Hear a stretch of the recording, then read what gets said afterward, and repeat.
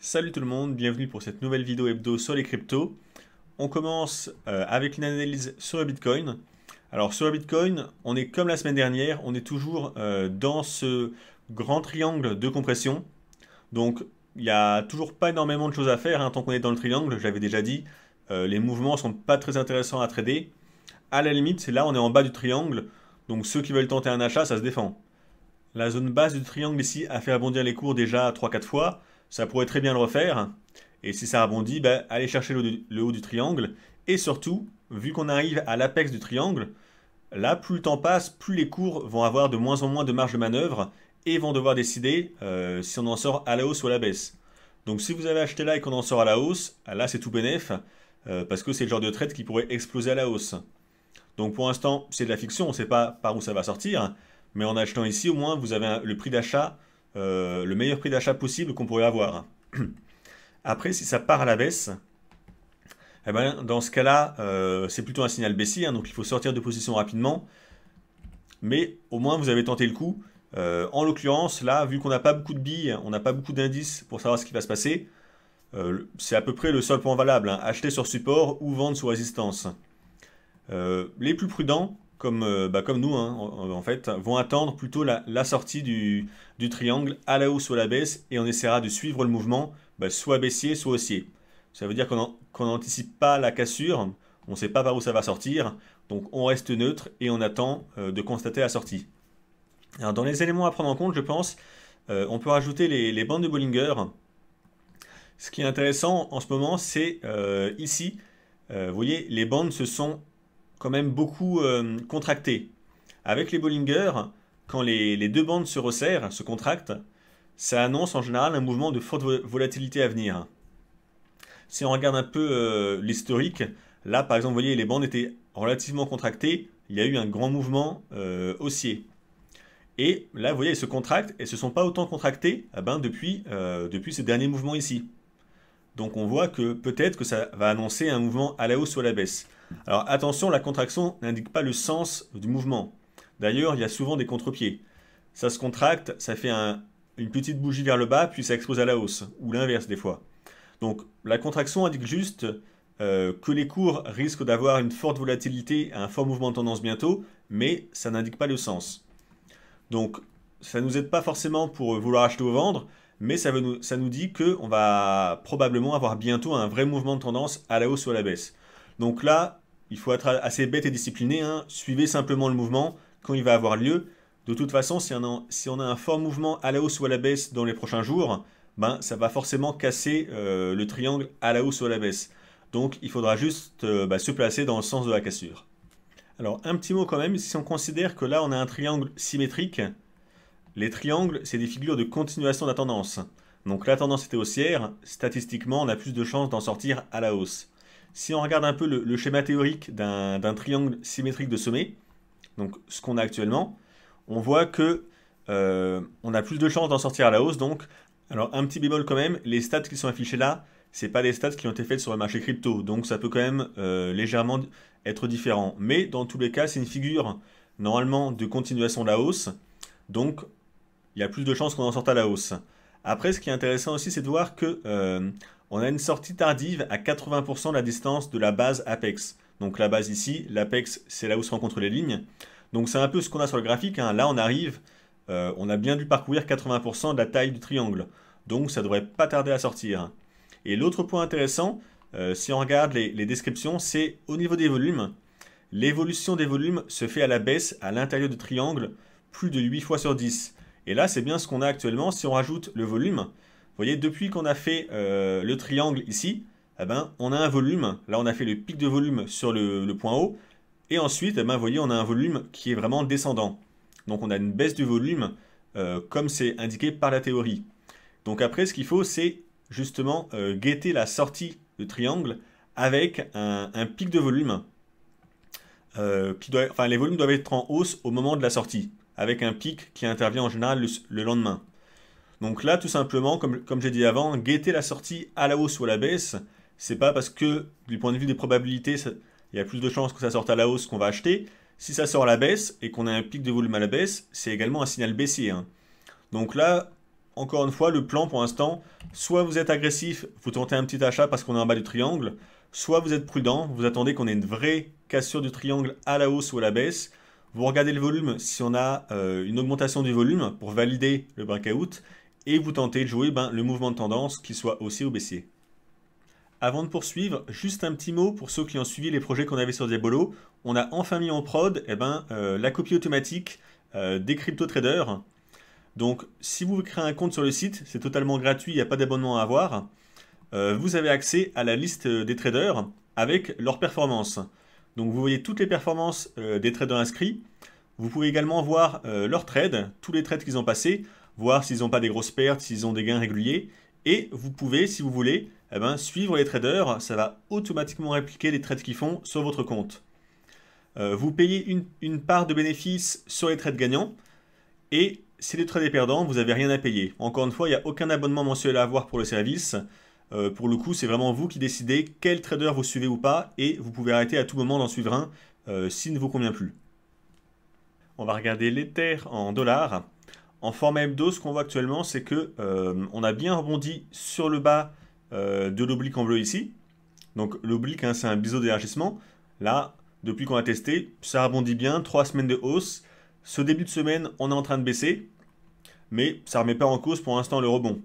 Là, on est en hebdo, on va passer en format journalier pour affiner un peu. En format journalier, on voit qu'on a buté sur le Fibo 78.6, ici, pile poil. Donc, le retracement de cette vague de baisse à la hausse. Là, ça repart à la baisse. J'ai l'impression qu'on est en train de casser le niveau horizontal des 200 qu'on a ici. Alors, pour l'instant, c'est encore un peu timide. On est à 198,8. Donc, on ne peut pas vraiment dire qu'on l'a cassé, mais j'ai l'impression que ça continue à pousser à la baisse. Donc là, il y a plusieurs plans possibles. Soit vous avez acheté à 185 comme on avait recommandé dans la vidéo d'il y a 2 ou 3 semaines, je ne sais plus maintenant. Et dans ce cas-là, le mieux c'est de passer en stop à 0. Hein.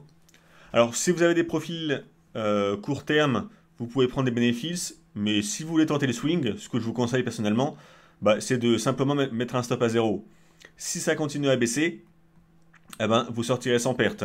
Le problème de vouloir prendre des bénéfices trop tôt, même si là j'ai l'impression que ça baisse, c'est que prendre des bénéfices pour pas énormément de choses, hein, là si vous avez acheté à 185, là vous gagnez 5-6%, c'est pas énorme. Donc personnellement je préfère pas prendre des petits bénéfices sur les trades, surtout quand on les a fait en swing, et passer en stop 0. Parce que gardez en tête le graphique en hebdo, on voit quand même qu'il y a un rebond actuellement ici. Donc là, on ne sait pas quand ça va repartir à la hausse, mais si la tendance haussière reprend, c'est dommage d'avoir coupé un achat pour gagner 5% si ça repart à la hausse en explosant. Donc, un stop à 0 sur les achats à 185 pour moi, même si on est stoppé, c'est pas grave. Hein. On aura loupé quelques bénéfices, mais des bénéfices minimes. Donc, autant essayer de tenir la position et d'avoir des vrais bénéfices si ça rebondit. Et en plus, le plan qu'on peut avoir, donc 185 c'est ici, hop, c'est ce niveau. Si jamais on rebaisse comme ça, je pense que le niveau des 180 serait un bon niveau pour retenter un achat. Parce que le niveau des 180 à l'horizontale, c'est un niveau de support maintenant. Ici et là, là. Donc on pourrait très bien, si ça baisse encore, aller le tester. Parce qu'en plus, il se situe juste sous l'oblique en bleu qu'on a. Donc cet oblique. Donc déjà, l'oblique bleu, c'est un support. Ça correspondrait donc à un test de l'oblique avec une petite mèche. Comme ici, là, vous voyez, on n'a pas rebondi pile poil sur l'oblique. On a fait une petite bougie en dessous avant que ça reparte à la hausse. Donc là, je me dis pareil, là, si les cours veulent baisser, qu'ils baissent. Et s'ils viennent tester l'oblique, on aura probablement une petite mèche qui testera le niveau des 180. C'est pour ça que si on est acheteur à 185, autant sortir à 0, sans perte, et réacheter plus bas à 180, on aura un meilleur prix d'achat. Et toujours dans le but de tenter un swing à moyen terme, si les cours veulent bien retourner jusqu'à 235, ça peut être l'objectif de hausse à moyen terme. Pour rappel, c'était le Fibo de cette vague de baisse. Donc la grande vague de baisse qu'on a fait là, je crois que c'est le Fibo 38, voilà. Vous voyez, Fibo 38 ici. Donc pour ceux qui ont joué le rebond sur l'oblique en bleu, pour moi c'est le niveau à aller chercher, le 38. C'est le premier retracement de Fibo important. Donc là, pour les profils moyen terme, Le but, c'est de réussir à conserver un achat à 185 si vous l'avez déjà, ou à 180 si on continue à baisser, et de tenter de jouer les 200, 235, 240 en objectif à terme. Donc voilà pour les plans sur l'Ether là, qui est baissier, hein. Là, le mouvement pour l'instant est dur à analyser parce que on baisse sous le Fibo, mais on n'a pas tellement d'autres indications sur ce qui se passe. Peut-être que dans la semaine, si on repart un peu à la hausse, puis que ça rebaisse après, peut-être que là on pourra travailler plus facilement les cours en traçant des obliques, en regardant les indicateurs ou autres. Mais là, vu qu'on est en ligne droite, il n'y a pas énormément de façons de travailler ce mouvement. On peut tracer peut-être un Fibo comme ça. Là, on est en train de dépasser le 38%, vous voyez. Et si on dépasse le 38, le Fibo 786 serait peut-être intéressant aussi. C'est ce Fibo ici, parce qu'il correspond un peu à la zone qui nous intéresse ici.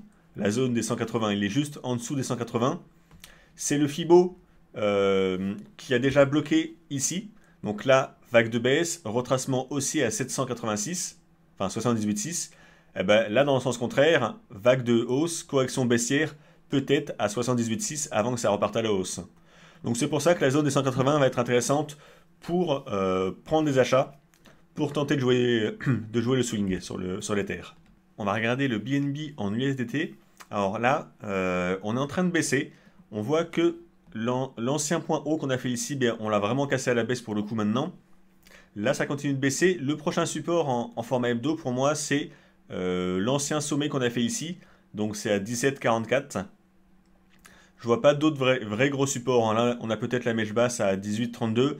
Mais voilà, c'est plutôt la zone des 17,44. On va passer en format journalier pour affiner un peu. En format journalier, ce qui est intéressant dans la config, c'est qu'on a un espèce de biseau comme ça.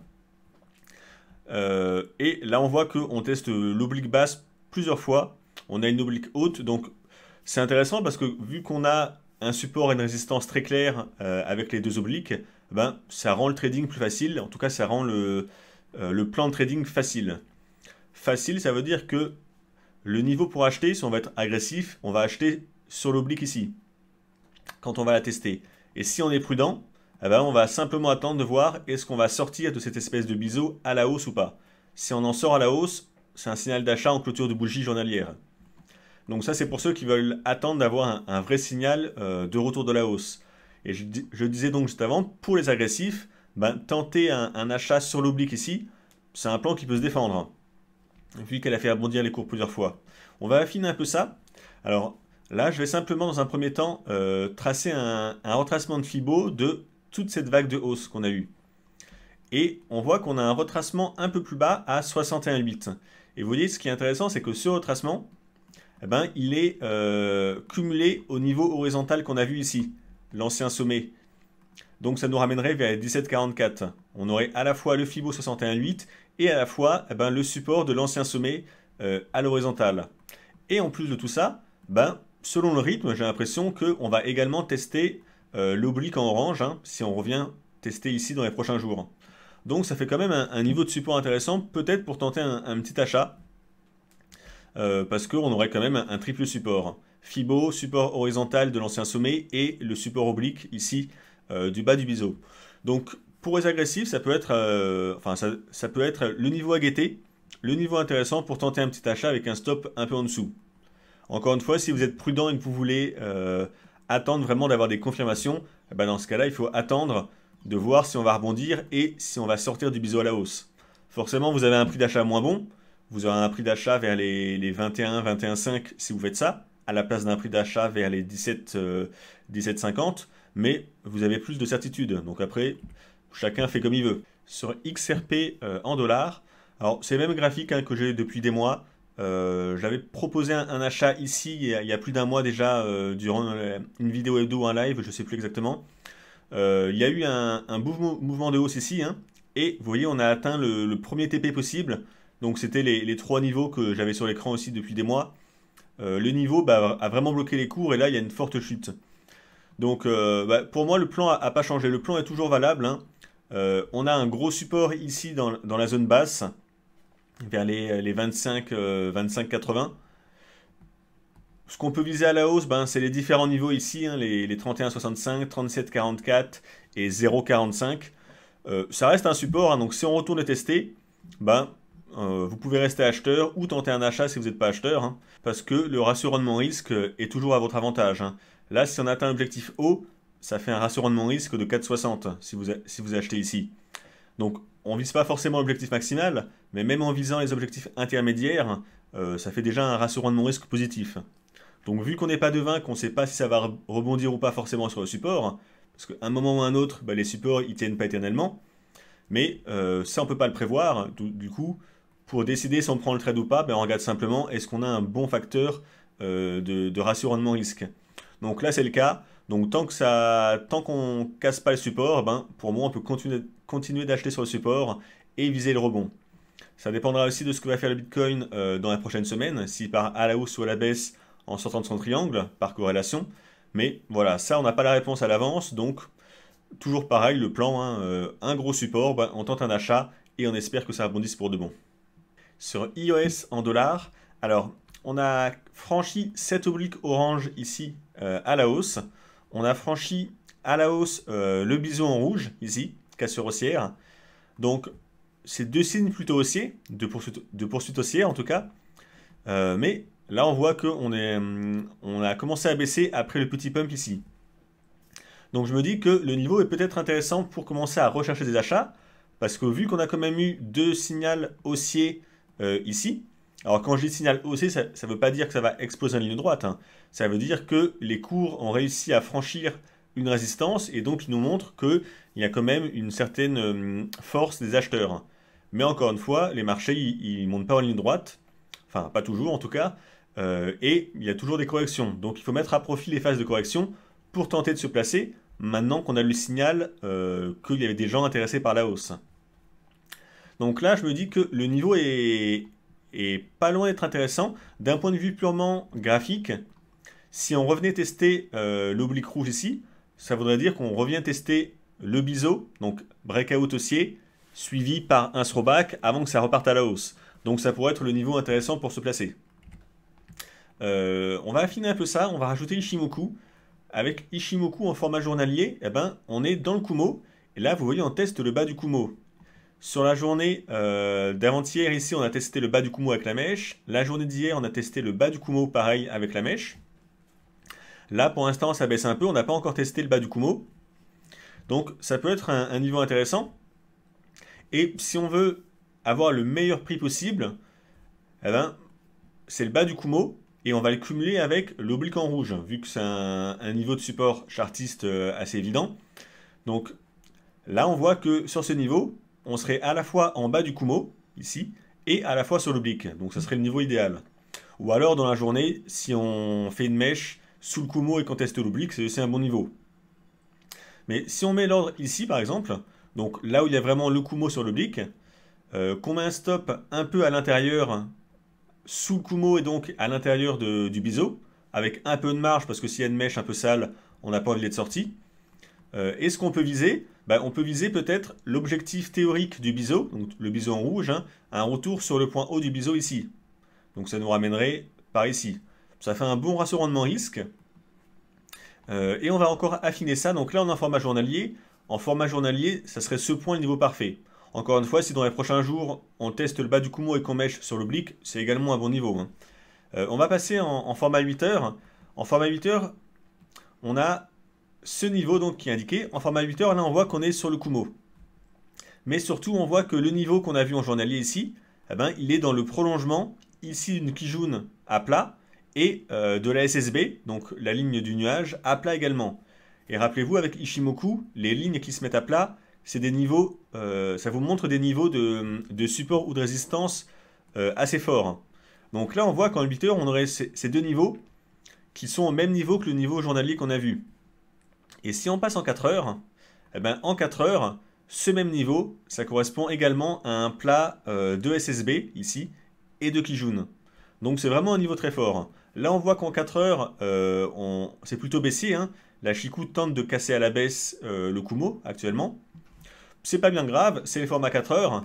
En 4 heures, certes, c'est baissier, ou en tout cas, c'est en train de le devenir, mais Encore une fois, c'est les time frames les plus grands, les plus importants.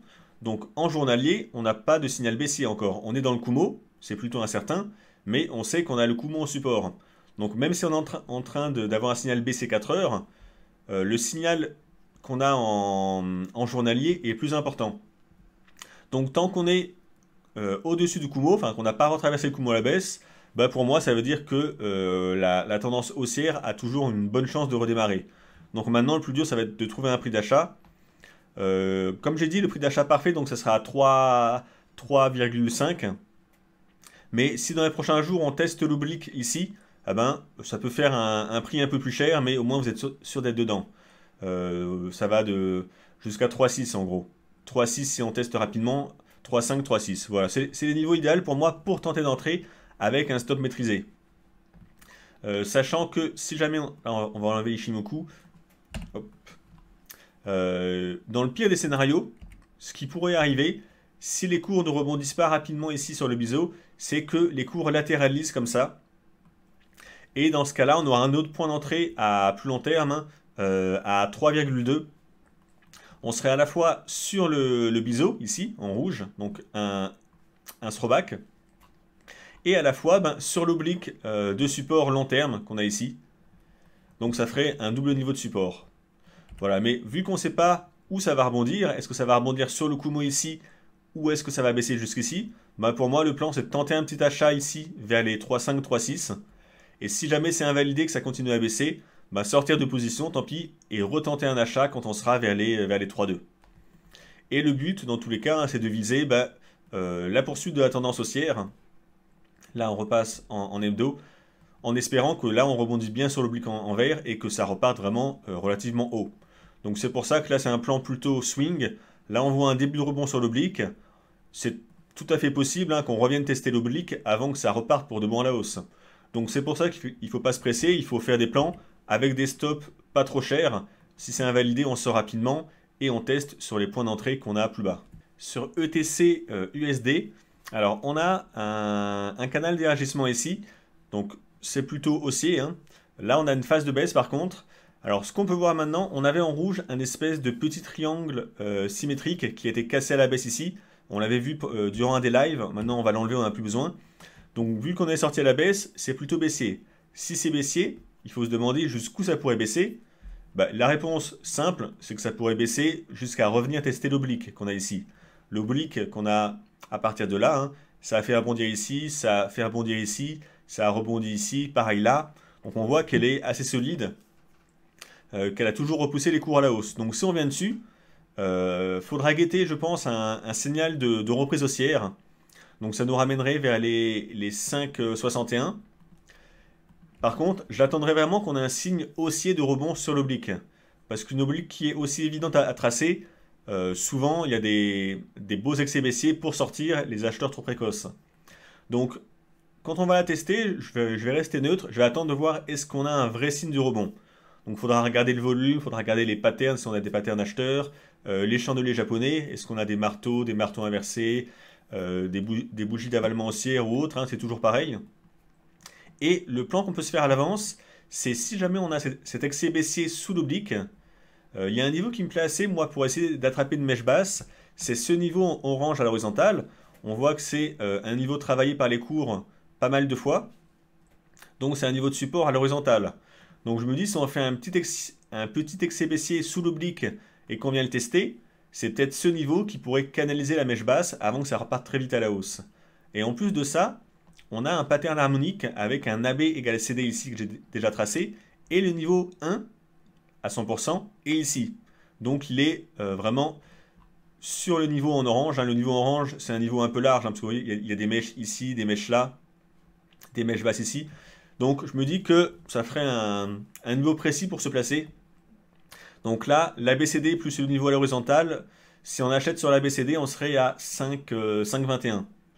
Donc tenter un achat à 5,21 agressivement, hein, on essaie d'attraper une mèche là, donc on ne peut pas attendre pour se placer. Et un stop simplement peut-être sous la mèche qu'on a là. Vous voyez, ça fait un stop à 6%. Et ce qu'on vise, c'est un rebond. Hein. Un rebond, peut-être les points hauts ici, ça fait déjà 41%, c'est pas mal. Et même si on l'atteint, bah, garder une petite partie du trade ouvert pour tenter de jouer un rebond long terme. Là, c'est totalement possible. Sachant qu'on peut également avoir un niveau de prise de bénéfice intermédiaire ici, je pense.